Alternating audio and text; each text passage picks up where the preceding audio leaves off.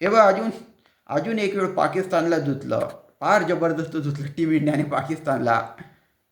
असं समजा की या महाशिवरात्रीला आपल्याला महादेवांचीच आशीर्वाद मिळाली जणू. हो, पाकिस्तान किती रनाने हारला असेल कल्पना करता येईल.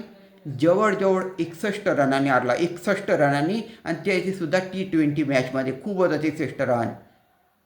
प्रथम भारताची बॅटिंग होती, तर ईशान किशनने 77 रन बनवले फक्त 40 बॉलमध्ये. त्याच्यानंतर सूर्यकुमार यादव, तिलक वर्मा, शिवम दुबे यांनी 175पर्यंत भारताचा स्कोर नेला.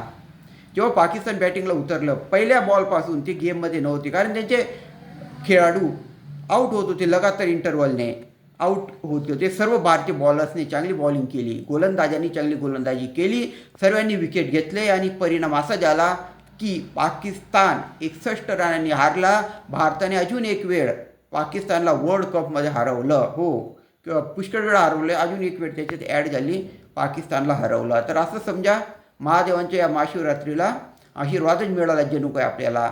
तर ही चांगली बातमी जास्तीत जास्त शिवभक्तांपर्यंत, क्रिकेट प्रेमींपर्यंत जाऊ द्या. शेअर करा, तुम्हाला आवडेल असेल तर सबस्क्राईब करा, शेअर. धन्यवाद.